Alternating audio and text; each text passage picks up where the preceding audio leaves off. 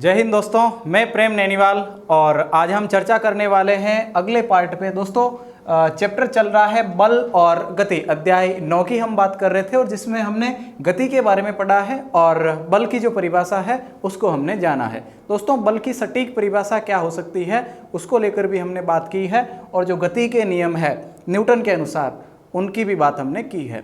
आज दोस्तों आगे हम चर्चा करने वाले हैं। मैंने आपको बताया है कि गति का जो प्रथम नियम है वो जड़त्व का नियम है। उसमें ये बताया गया है कि जो है कोई वस्तु अगर स्थिर है तो वो स्थिर रहना चाहेगी और यदि कोई वस्तु गतिशील है तो वो गतिशील रहना चाहेगी और तब तक ये स्थिति बनी रहेगी जब तक उस पर कोई बाह्य बल कार्य न करे। और उसके बाद हम गति का दूसरा नियम पढ़ रहे थे।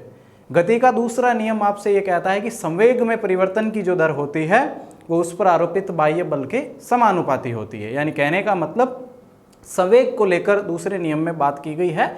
और तीसरा और अंतिम जो गति का नियम है उसके बारे में भी मैंने आपको बताया कि क्रिया प्रतिक्रिया का नियम, प्रत्येक क्रिया के लिए उसके समान परंतु विपरीत दिशा में प्रतिक्रिया का होना जरूरी है। और कुछ एग्जाम्पल भी मैंने आपको दिए कि किस तरीके से क्रिया प्रतिक्रिया का नियम होता है। तो जैसे कि बंदूक से गोली दागना, जैसे धनुष से जो तीर चलाया जाता है उसमें भी ये गति का नियम काम करता है। यदि कोई नाविक पानी में अपनी नाव चला रहा है तो उसको भी नाव आगे धकेलने के लिए यानी आगे की ओर प्रतिक्रिया अगर वो करना चाहता है तो उसको पानी पीछे की ओर धकेलना होता है, तभी वो आगे बढ़ पाता है। अच्छा, सिंपल सा उदाहरण ले लीजिए कि हम लोग जब पृथ्वी पे चलते हैं तो चलते समय अपने पैरों से हम जमीन को पीछे करने की कोशिश करते हैं और उसी कोशिश में हम आगे की ओर बढ़ते हैं। तो ये भी उसका एक उदाहरण हो सकता है। कहने का मतलब है कि प्रत्येक क्रिया के लिए उसके समान परंतु विपरीत दिशा में प्रतिक्रिया का होना जरूरी होगा।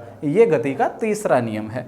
दोस्तों दूसरे नियम में बात की गई थी संवेग को लेकर और मैंने आपसे ये भी कहा था कि संवेग जो है वो एक भौतिक राशि है और संवेग को P से रिप्रेजेंट करते हैं। किसी वस्तु के द्रव्यमान और उसके वेग के गुणनफल को हम उसका संवेग कहते हैं। तो संवेग के लिए हमने बात की है और उसके बाद अब आगे बढ़ते हैं और अगला जो अपना टॉपिक है वो है दोस्तों संवेग संरक्षण। संवेग संरक्षण जैसे ऊर्जा संरक्षण आप लोगों ने सुन रखा होगा, ठीक उसी तरीके से संवेग संरक्षण है। किसी वस्तु का जो संवेग है P उसको लेकर हम बात करना चाह रहे हैं। दोस्तों संवेग संरक्षण क्या होगा?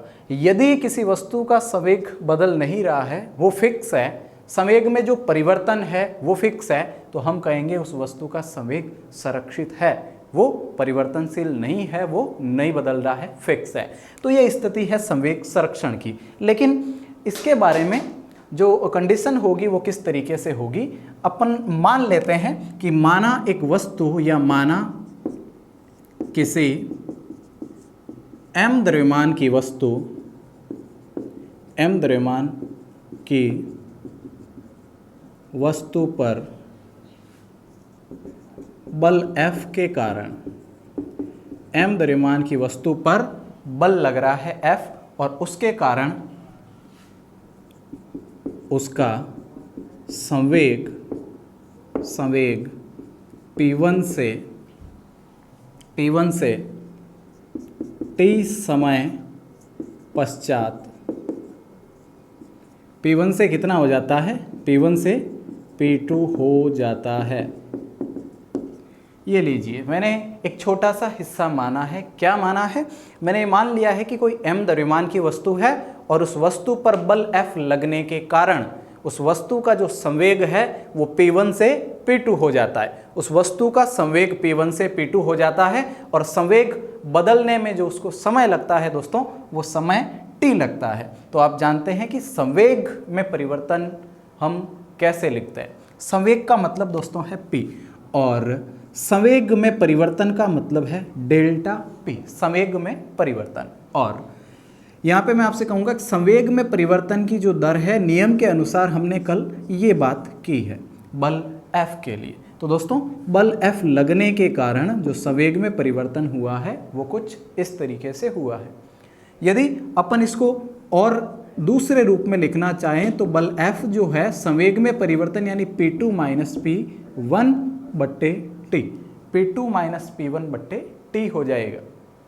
ठीक है दोस्तों, यदि कंडीशन समझने की कोशिश करना, कॉन्सेप्ट को समझने की कोशिश करना, यदि वस्तु पर लगा बल, यदि वस्तु पर लगा बल शून्य हो तो, वस्तु पर लगा बल शून्य हो तो, बल शून्य होगा तो F 0 में कर देता हूं। यहाँ आप लोग देखिए तो P2 माइनस P1 यानी संवेग में परिवर्तन की दर बल F को मैंने कर दिया 0। यदि T को उधर पक्षांतरण करता हूं तो दोस्तों P2 माइनस P1, T को उधर भेजा, गुणा में गया, 0 से T का जो मल्टीपल हुआ उसका आंसर 0 आ गया। यानी P2 माइनस P1 जो आपको प्राप्त हुआ वो कितना प्राप्त हुआ दोस्तों? 0 प्राप्त हुआ। यानी P2 माइनस P1 है क्या? संवेग में परिवर्तन। और संवेग में परिवर्तन कितना मिला है? संवेग में परिवर्तन 0 मिला है। मतलब आप समझ गए होंगे कि संवेग में परिवर्तन 0 है, यानी कहने का मतलब संवेग बदल नहीं रहा है। तो यदि किसी वस्तु पर लगने वाला बल शून्य हो, यदि किसी वस्तु पर कोई बाह्य बल कार्य न करे या शून्य बल लगे, तो उस वस्तु का संवेग हमेशा ही संरक्षित रहता है, वो नहीं बदलेगा। बात को समझने की कोशिश करो। संवेग संरक्षण कह लीजिए। संवेग संरक्षण जो है वो क्या है कि वस्तु का संवेग नहीं बदल रहा है, वो फिक्स है। तो संवेग कब फिक्स होगा, कब वो नहीं बदलेगा? जब वस्तु पर लगा बाह्य बल क्या हो? 0 हो। इस डेरिवेशन में मैंने वस्तु पर लगे बल को 0 लिया है। यानी बल F का मान यदि आप शून्य लेते हो, बल F का मान यदि आप शून्य लेते हो तो वस्तु का संवेग नहीं बदलेगा। आप देखते हैं कि संवेग में परिवर्तन 0, परिवर्तन 0 यानी वो बदलेगा नहीं। यानी P2 P1 के बराबर होगा। यानी P1 क्या है? उसका संवेग P1 से P2 हो जाता है। यानी पहले संवेग P1 था और परिवर्तन के बाद संवेग कितना हो गया? P2। तो यदि P2 और P1 बराबर है, मतलब संवेग नहीं बदला है, जितना पहले था P1 उतना का उतना बाद में P2 है, यानी संवेग में परिवर्तन 0 है। तो हम ये लिखेंगे कि किसी वस्तु पर,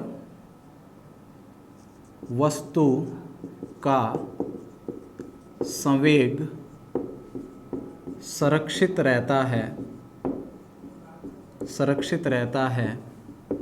यदि उस पर लगने वाला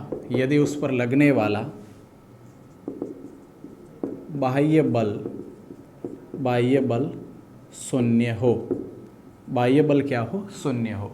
तो बस इस बात को आप नोटिस कर लेना, याद रख लेना कि वस्तु का संवेग संरक्षित रहता है यदि उस पर लगने वाला बल जो है वो क्या रहे? शून्य। बल यदि शून्य रहे, बल ना लगे, तो वस्तु का संवेग कभी नहीं बदलेगा। आप इस बात को समझ लीजिए। तो ये चीज़ें होगी जिसे हम कहेंगे संवेग का संरक्षण।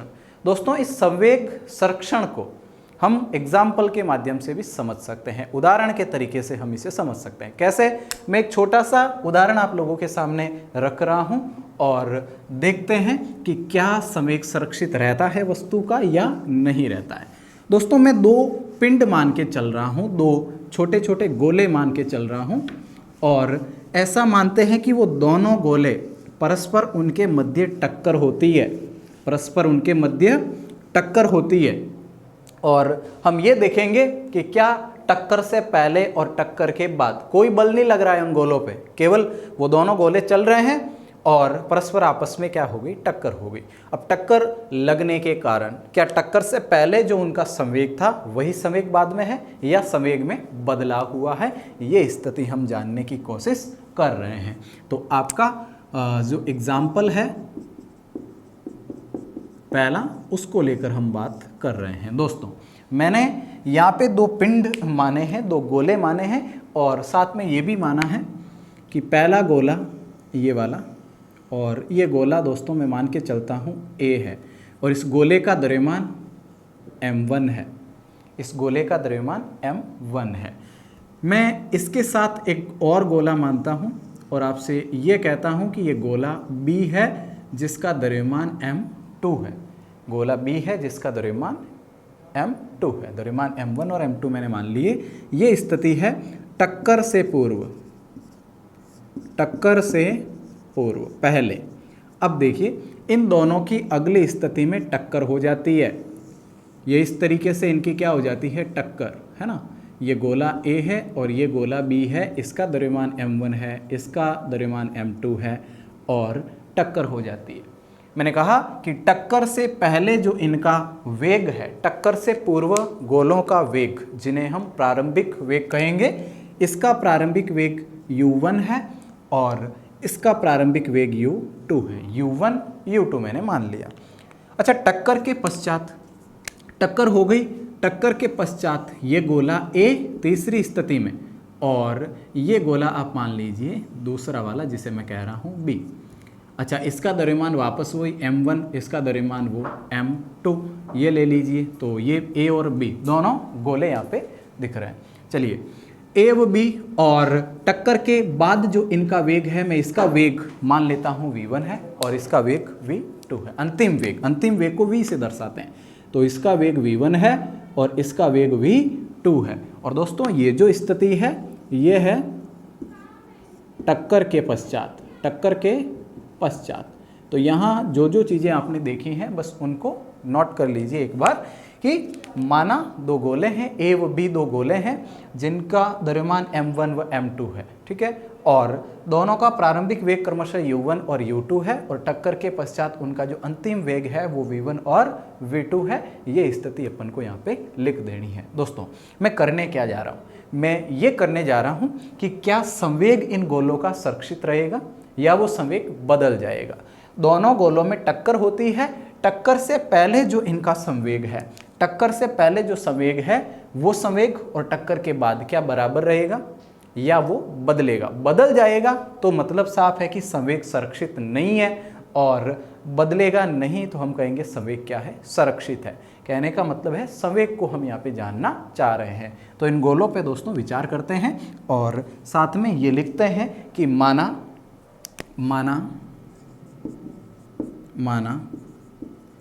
A व B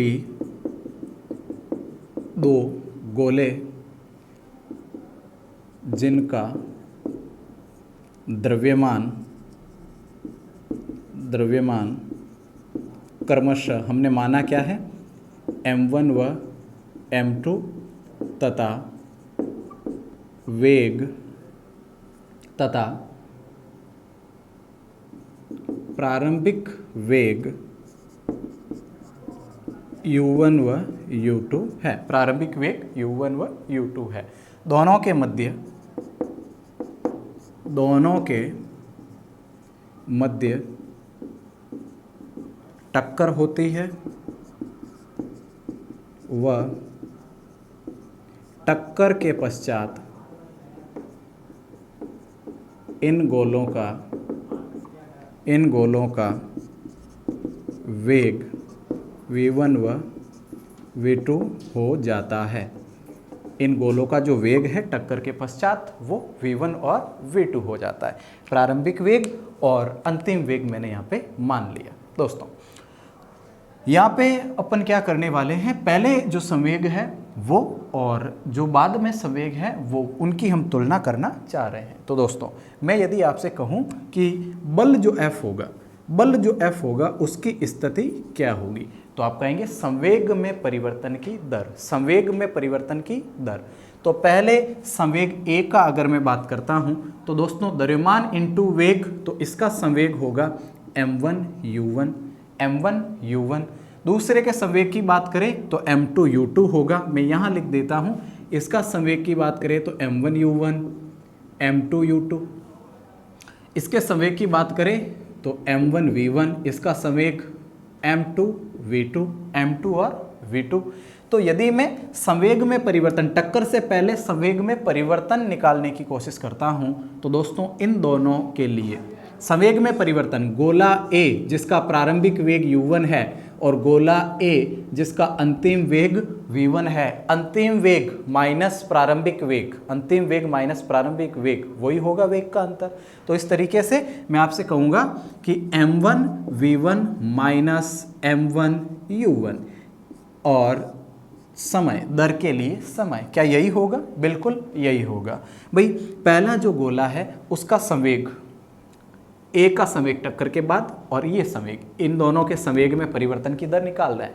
क्या गोले ए में फर्क हुआ है? तो गोले ए के लिए टक्कर से पहले गोले ए का संवेग है और टक्कर के बाद जो ए का संवेग है उनकी हम तुलना करते हैं। और दोस्तों आपको पता है कि संवेग में परिवर्तन निकालने के लिए अंतिम वेग जो है वो और जो प्रारंभिक वेग है उनकी बात हम करते हैं। तो यहाँ पे मैंने ये किया।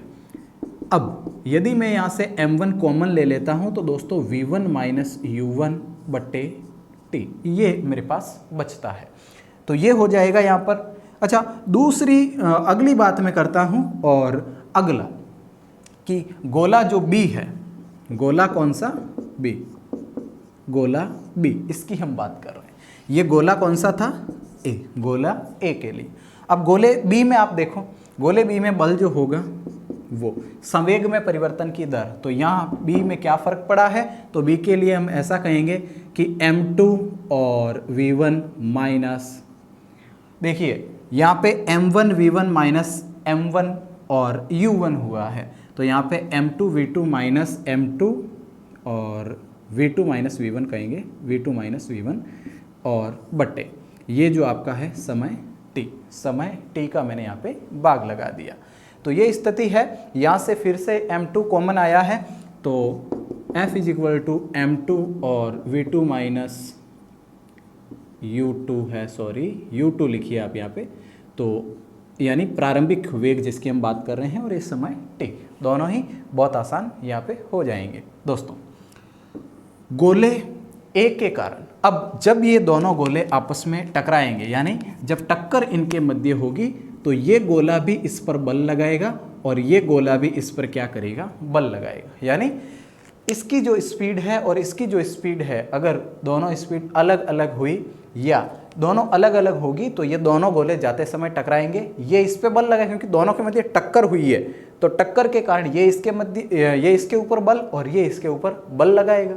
और वो दोनों बल जो होंगे उन दोनों बलों की हम बात कर रहे हैं, और वो दोनों बल अगर तुल्य है, आप ऐसा नाम दे दीजिए कि गोला A और इसको दो, तो गोला A के कारण यानी पहले के कारण दूसरे पर जो बल लग रहा है उसे F12 कह दीजिए, और तब आपके लिए आसान होगा। और F यानी कि दूसरे गोले के कारण पहले पे जो बल लगता है, दूसरे के कारण पहले पर बल, यहाँ पहले के कारण दूसरे पर लगने वाला बल और दूसरे के कारण पहले पर लगने वाला बल, ये दोनों बलों को आप अलग अलग कर दीजिए, तो ये दोनों बल अलग अलग हो जाएंगे। यहाँ पे स्थिति ये होगी। दोस्तों अब हम लोग इन दोनों बलों का भी नाम दिला देते हैं, 1-2 1-2 और 2-1 2-1, तो ये सिचुएशन इसके लिए होगी। B के लिए B जो A पे बल लगाता है और A जो B पे बल लगाता है, उसके लिए मैंने अलग अलग नाम रख दिए। तो अब आपके लिए थोड़ा सा आसान ये होगा। अगर दोनों बलों की मैं यहाँ पे तुलना करता हूँ, दोनों बलों की क्या करें? तुलना करते हैं। तो तुलना करने पर हमें क्या प्राप्त होता है? हमें पता है कि दोनों बल ये, अगर मैं इन्हें बराबर करना चाहूँ 2-1 इस तरीके से, अगर दोनों बल बराबर करना चाहे तो दोस्तों ये इस पर जो बल लगा रहा है वो इस दिशा में है, उसकी दिशा ये है, और ये इस पर बल लगा रहा है उसकी दिशा ये है। यानी जब दोनों गोले एक दूसरे पर बल लगाएंगे तो बल की दिशा एक दूसरे से विपरीत होगी, इस तरीके से वो बल लगाएंगे, ये इस पे इस दिशा में और ये इस पे इस दिशा में, और इसलिए दोनों बल बराबर होंगे, लेकिन वो विपरीत होने के कारण यहाँ चिन्ह कौन सा आएगा? माइनस में। भाई एक ही रस्सी को जब दोनों साइड से दो बराबर आदमी खींच रहे हैं, बराबर जने उसको खींच रहे हैं, तो वो रस्सी किधर जाएगी? वो कहीं नहीं जाएगी। अगर रस्सी मजबूत है तो दोनों का बल निष्क्रिय हो जाएगा, और विपरीत दिशा में अगर लग रहा है तो निष्क्रिय मतलब वो ऋणात्मक हो जाएगा। तो इस तरीके से F12 माइनस इसके बराबर होगा, माइनस इसके बराबर होगा। यदि आप यहाँ पे तुलना करके देखते हैं, यदि आप यहाँ पे तुलना करके देखते हैं तो आपको स्थितियाँ कुछ अलग मिलती है। कैसे? F12 का जो मान है दोस्तों वो इतना है, यानी m1 और v1 माइनस u1 बट्टे टी इज इक्वल टू ऋणात्मक मान, और ऋणात्मक के साथ अपन कहेंगे ये और ये वाला मान, यानी कि v2 माइनस u2 बट्टे टी। टी से टी तो कैंसिल हो ही जाना है, टी से टी तो कैंसिल हो जाना है। तो इधर आप क्या देखेंगे? इधर आप ये देखेंगे m1 v1 minus m1 u1 minus m1 u1। उसके बाद ये ऋणात्मक चिन्ह और ऋणात्मक है तो अंदर वाले सारे धनात्मक हो जाएंगे। कहने का मतलब क्या है कि M2 V2 प्लस M2 और U2, M2 और क्या हो जाएगा U2। यदि आप यहाँ माइनस लेते हैं तो यहाँ भी क्या ले लीजिए, माइनस ले लीजिए। तो ये स्थिति आपको मिली है दोस्तों। अब V1 वाले को मैं पास लेके आ जाऊँ और इन दोनों को एक तरफ कर दूं, इन दोनों को एक तरफ कर दूं और इन दोनों को एक तरफ कर दूं, तो आप देखेंगे कि समीकरण जो बनेगी वो किस रूप में होगी। तो दोस्तों अगर मैं इस समीकरण को सीधा करूंगा तो आपके पास जो स्थिति बचेगी वो स्थिति क्या बचेगी, M1 U1 प्लस M2 और U2, M1 U1 और M2 U2 बराबर होगा M2 और U2, ये मैंने इधर लेके आ जाना है। उसके बाद M1 V1 और प्लस M2 V2, M2 और V2 इसको मैंने उधर भेज दिया तो ये प्लस में हो गया, उसको उधर लेके आया तो ये क्या हो गया, वापस से प्लस में। यानी समीकरण जो है वो इस रूप में आपको दिखेगी। कहने का मतलब है कि M1 U1 क्या था, M1 U1 टक्कर से पहले किसका संवेग था, टक्कर से पहले A का संवेग, और M2 U2 ये M2 U2 किसका संवेग था, टक्कर से पहले B का। M1 V1 किसका है संवेग, टक्कर के बाद A का। M2 V2 को देखो तो टक्कर के बाद B का। ये दोनों संवेग टक्कर के बाद और ये दोनों संवेग टक्कर से पूर्व। और अगर आप देखो तो टक्कर से पूर्व जो संवेग है वो टक्कर के बाद के बराबर है, यानी कि टक्कर होने के बाद भी संवेग वो का वो रहेगा। कहने का मतलब संवेग बदलेगा नहीं। और यहाँ से ये प्रूफ हो रहा है कि संवेग संरक्षित रहता है। कब तक संरक्षित रहता है, वो तब तक संरक्षित रहता है जब तक उन पर कोई बाह्य बल कार्य न करे। अब आप यहाँ देख रहे हैं कि इस स्थिति में बाह्य बल नहीं लगाया गया है, किसी प्रकार का कोई व्यक्तिगत बल नहीं लगाया गया, पेशीय बल नहीं लगाया गया और भी किसी प्रकार का बल नहीं लगाया गया है, बल्कि टक्कर होने पर दोनों में ही इधर उधर थोड़ा सा परिवर्तन हुआ है, बल्कि बल बाह्य कोई तरीके का नहीं लगा है। और जब तक बाह्य बल नहीं लगता है तब तक वस्तु का संवेग सुरक्षित रहता है। तो इस तरीके से आप दोनों ही बलों की तुलना करके, संवेग की तुलना करके आप ये प्राप्त कर सकते हैं कि संवेग जो है वो सुरक्षित रहता है बाह्य बल की अनुपस्थिति में। तो बस वही बात आपसे कहना चाह रहे हैं। और ये टक्कर से रिलेटेड एग्जाम्पल भी हमने यहाँ पे लिया है और देखा है कि संवेग किस तरीके से संरक्षित रहता है। दोस्तों अब हम आगे की बात करने वाले हैं और उसमें जैसे संवेग संरक्षित के बाद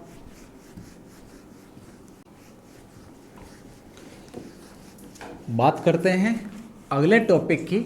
और अगला टॉपिक दोस्तों इंटरेस्टिंग है और इम्पोर्टेंट भी है। संवेग संरक्षण के बाद हम बढ़ने वाले हैं घर्षण की ओर। घर्षण क्या होता है दोस्तों, हम लोग काफ़ी परिचित है घर्षण को लेकर और कई बार दैनिक जीवन में हम देखते भी हैं। कुछ ऐसी वस्तुएं भी देखते हैं जो घर्षण के कारण घिस जाती है और कई वस्तुएं घिसकर पुरानी हो जाती है और टूट भी जाती है, वो भी घर्षण का कारण है। खैर आज हम डिटेल से पढ़ेंगे कि घर्षण वास्तव में क्या है। दोस्तों मैं बात कर रहा हूँ घर्षण की, और घर्षण एक प्रकार का बल है, घर्षण बल जिसे हम कह सकते हैं। बच्चों घर्षण आप दैनिक जीवन में बहुत बार देखते हैं। हम देखते हैं कि कुछ वस्तुएं घिस जाती है, घिसकर पुरानी हो जाती है और पुरानी होकर वो टूट भी जाती है।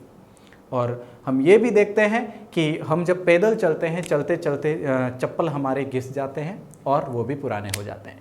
गाड़ी के टायरों को आप देखते हो कि वो भी घिस जाते हैं और अक्सर वो भी घिसने के कारण पुराने हो जाते हैं। तो कुछ इस तरीके की घटनाएं दैनिक जीवन में हम देखते हैं। दोस्तों उसका जो कारण है वो है घर्षण। घर्षण एक प्रकार का बल है जो किन्हीं भी दो सतहों के मध्य लगता है।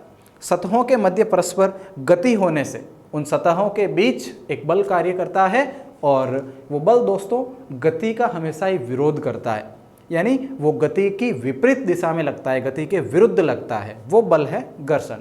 तो हम कह सकते हैं कि किन्हीं भी दो सतहों के मध्य, गति करती हुई दो सतहों के मध्य जो बल कार्यरत होता है वो बल क्या होता है, घर्षण। वो सतह स्थिर भी हो सकती है, यानी हम खड़े हैं, स्थिर अवस्था में हैं और खड़े हैं तो भी हम घर्षण के कारण खड़े हैं, ये याद रखिए।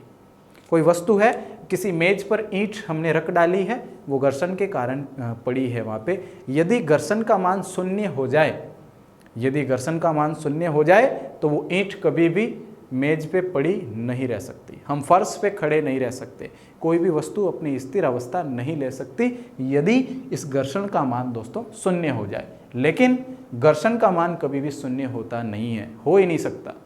वो कम हो सकता है, अत्यंत कम हो सकता है, लेकिन शून्य नहीं हो सकता। इस बात को याद रखिएगा, घर्षण का मान कभी भी शून्य नहीं होता।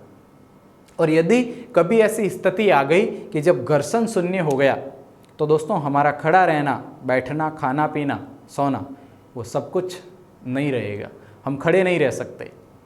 और हम जब भी खड़े रहने की कोशिश करेंगे फिसल जाएंगे, तुरंत गिर जाएंगे। यानी अगर घर्षण नहीं है, सारी सतहें अगर बहुत चिकनी है, हमें पता है कि जब भी किसी चिकनी सतह पर हम चलने की कोशिश करते हैं तो हमारा चलना उधर बहुत ही कठिन होता है। ये स्थिति भी घर्षण की कमी के कारण। अच्छा, केले का जो छिलका होता है उस पर यदि आपका पैर पड़ जाए तो आप तुरंत गिर जाते हैं और कई बार हमें संभलना पड़ता है, क्योंकि केले का जो छिलका है वो उस सतह को फिसलदार बना देता है और आदमी रड़क से स्लिप होके गिर जाता है। देखते हैं कि गाड़ियों के जो टायर बनते हैं उनको भी अक्सर खुरदरा बनाया जाता है।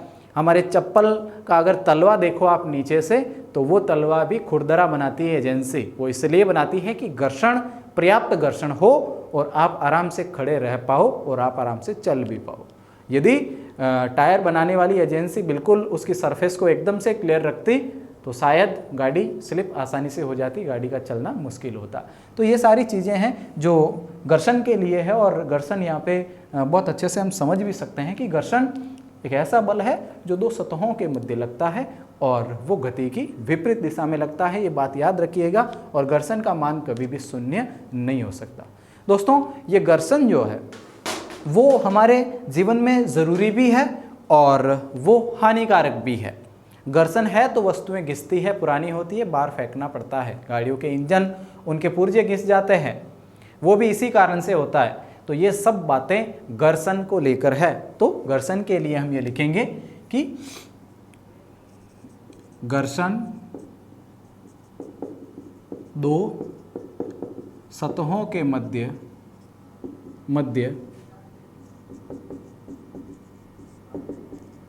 गति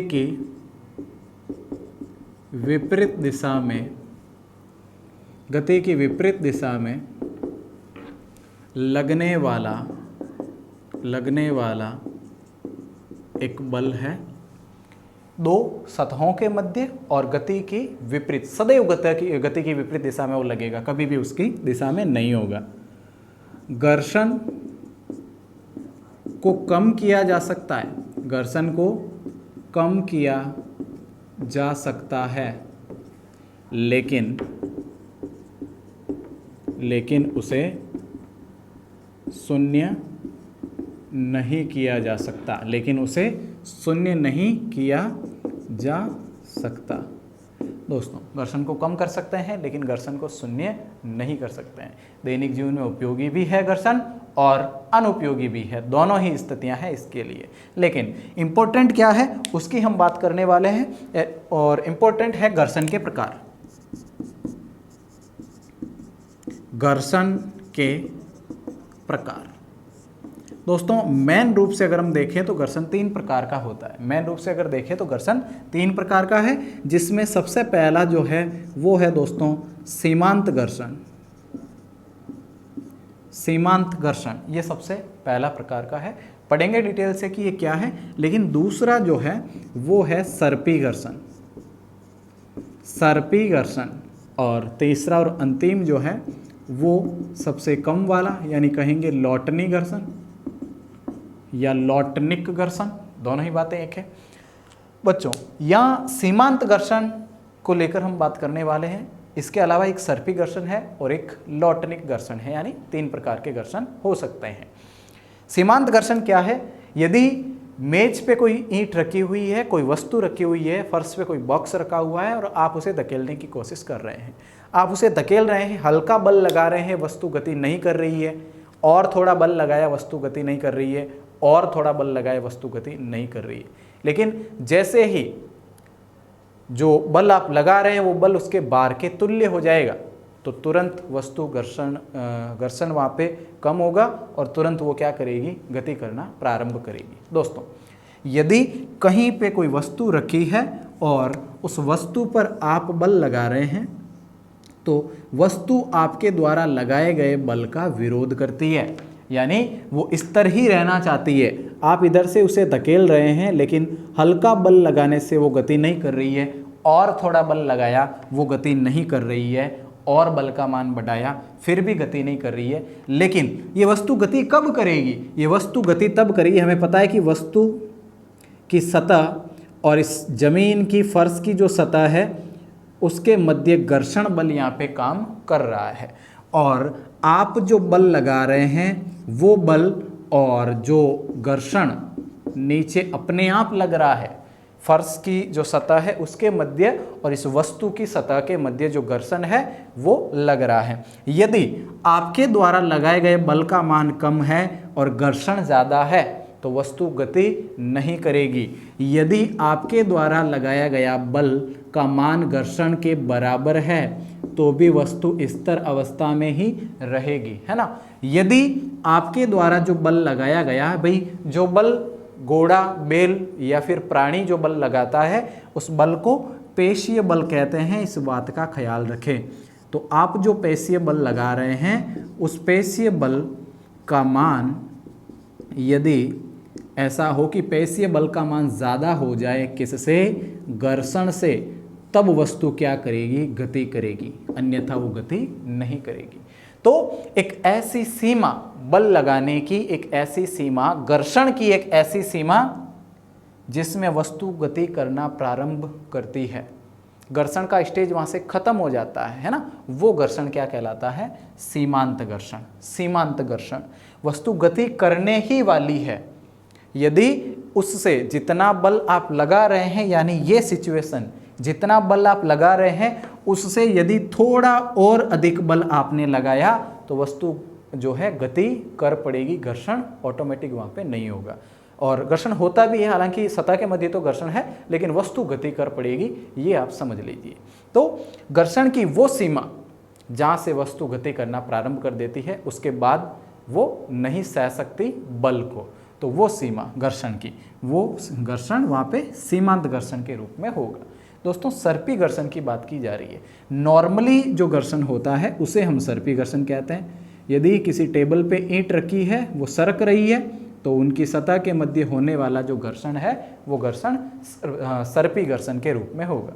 उसके बाद लौटनी घर्षण, यदि कोई वस्तु बेलनाकार कोई वस्तु है या कोई वस्तु गोल है और वो लुढ़क रही है और लुढ़कते हुए चल रही है, वस्तु लुढ़कते हुए यदि गति कर रही है तो उसकी सतह के मध्य और उस फर्श की सतह के मध्य जो घर्षण बल कार्य करेगा वो घर्षण दोस्तों लौटनी घर्षण होगा। तो तीनों ही प्रकार के घर्षण मैंने आपको बताए हैं। और एक सिचुएशन समझ लीजिए, इस घर्षण का जो दोस्तों मुख्य कारण है, वो मुख्य कारण क्या है, जो भी सतह है, जैसे कोई ईंट है मान लीजिए किसी मेज पर रखी हुई है या वो ईंट किसी फर्श पर रखी हुई है, तो इसकी जो नीचे की सतह है या जो भी इसकी सतह है जो फर्श के साथ संपर्क में है, वो सतह आपको दिखने में ऐसा लग रहा है कि वो सतह चिकनी है या तो ये घर्षित नहीं होनी चाहिए, लेकिन अगर उसे ढंग से देखें या किसी सूक्ष्मदर्शी से उसे देखा जाए तो वो सतह दोस्तों इस तरीके की आपको प्रतीत होगी। आपको लगेगा कि वो बहुत उबड़ खाबड़ है, वो खुरदरी है। तो जो भी सतह है, मान लीजिए फर्श की सतह है, आपको चिकना लग रहा है लेकिन वो नहीं, तो यहाँ इस ईंट में, इस वस्तु में जो गर्त है, उसकी सतह में जो गर्त है, उस गर्त में इसका श्रृंग यानी ऊपर वाला हिस्सा कुछ इस तरीके से अटक जाएगा। और कहीं कहीं ऐसी स्थितियाँ बनेगी भी, ये वाली लीजिए, तो जब ये इसके गर्त में ये श्रृंग फंस जाएगा, अटक जाएगा, तो वस्तु का क्या होगा, घर्षण होगा, और यहाँ घर्षण बल ज़्यादा प्रभावी होगा। हालांकि जो घर्षण है वो कैसी भी सतह के मध्य लगता है, क्योंकि ऐसी कोई सतह बनाना असंभव है जहाँ घर्षण नहीं हो, और यदि घर्षण नहीं हुआ तो बिल्कुल हमारा खड़ा रहना भी मैंने कहा मुश्किल होगा और चलना फिरना भी मुश्किल होगा, यानी कि वस्तुएं अपनी जगह स्थिर भी नहीं रह सकती यदि घर्षण का मान क्या हो जाए, शून्य हो जाए। तो दोस्तों ये बात आप याद रखना कि घर्षण को कम किया जा सकता है लेकिन उसे कभी भी शून्य नहीं किया जा सकता। तो आज के इस वीडियो में हमने घर्षण के बारे में पढ़ा है और साथ ही गति के नियमों का हमने अध्ययन किया है। दोस्तों मिलेंगे अगले वीडियो में और तब तक के लिए आप पढ़ते रहें। यदि वीडियो आपको पसंद आ रहा है तो आप इन्हें लाइक कीजिए और अपनों के साथ इसे शेयर भी कीजिए। धन्यवाद।